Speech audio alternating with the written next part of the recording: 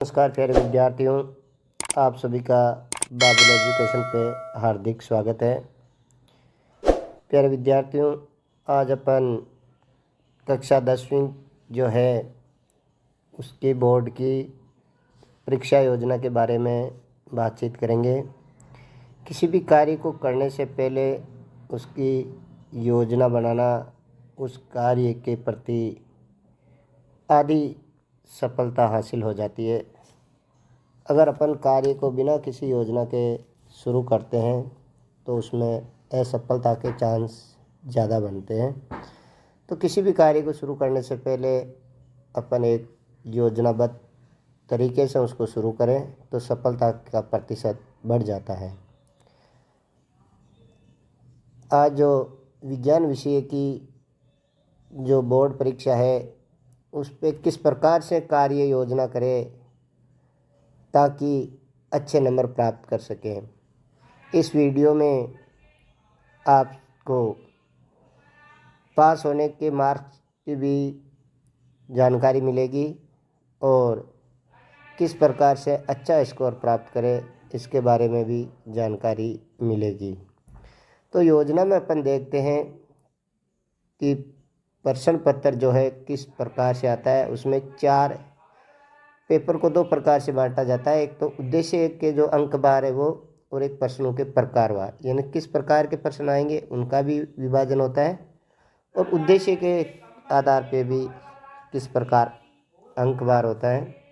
तो उद्देश्य जैसे ज्ञान है, अवबोध है, अभिव्यक्ति और मौलिकता, ये 4 उद्देश्य हैं। ज्ञान का मतलब है आपको नॉर्मल ज्ञान होना चाहिए। इसमें आपको जो है 41% नंबर के, यानी 80 में से 33% तो ऐसे आएंगे जिनमें केवल परिभाषा है या उसके बारे में नॉर्मल जानकारी आपको लिखनी रहती है। अवबोध जो है इसमें उस ज्ञान को अपन किस प्रकार से इम्प्लीमेंट करें। जैसे बिजली वाला आ गया कि बिजली का कितने यूनिट बनेंगे, KWH में उसको निकालते हैं किलोवाट ओवर में, और 1 यूनिट के इतने पैसे लगते हैं, तो उसको किस प्रकार से निकालेंगे। इसके बाद अभिव्यक्ति जो है, किसी भी अर्जित ज्ञान को अपन कैसे अभिव्यक्त कर सके वैसे प्रश्न।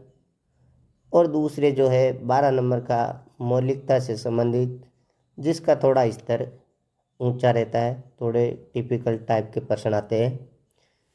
तो ये तो हो गया अपने अभिव्यक्ति और उद्देश्य के आधार पर जो है ज्ञान, अवबोध, अभिव्यक्ति और मौलिकता, इस आधार पर प्रश्नों का विभाजन। ज्ञान के 33 अंक बार यानी 41%। तो जो पासिंग मार्क्स है, अगर आप किसी भी चैप्टर से कोई भी परिभाषा वगैरह भी याद कर लोगे तो भी आप इसमें अच्छे, यानी 41 में से 30 नंबर आप ला सकते हो। 10 नंबर जो है 20 नंबर आपके भेजे जाएंगे 17 के, तो भी आप पास हो सकते हो। और ज़्यादा नंबर लाने के लिए फिर अपने को ऊपर से आगे से थोड़ी थोड़ी मेहनत करनी है। अब प्रश्नों के प्रकार के आधार पर, जैसे वस्तुनिष्ठ प्रश्न जो है वो कितने आएंगे, इसको मैं हाईलाइट कर देता हूँ। वस्तुनिष्ठ प्रश्न है जो 18 आएंगे।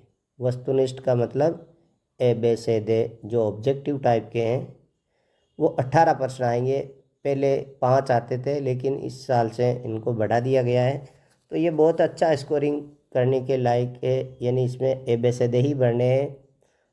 और इसके अलावा अति लघुत्रात्मक छोटे छोटे हैं 12, यानी 20% तो यही आ जाते हैं।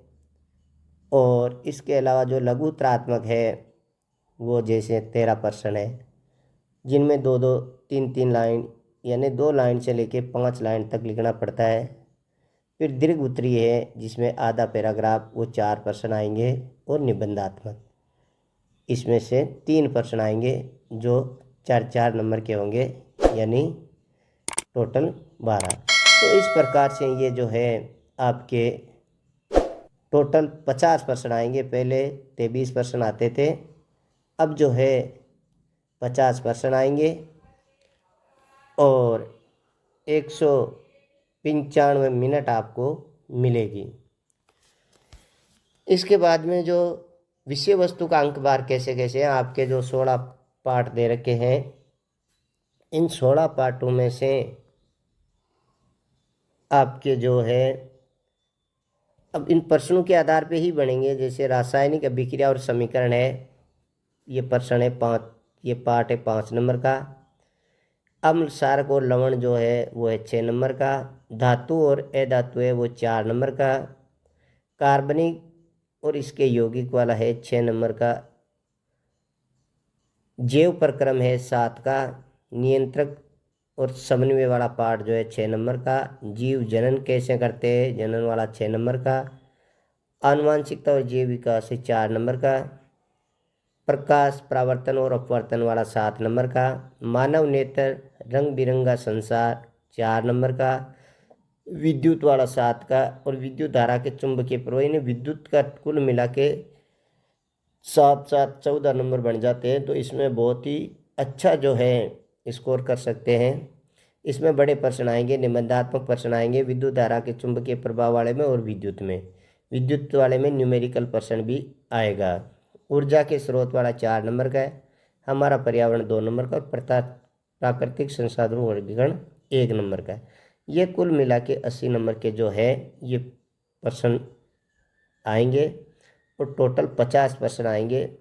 तो इस बार से जो है नया जो सिलेबस जारी हुआ है, इसके अनुसार आपका बहुत ही शानदार स्कोर हो सकता है।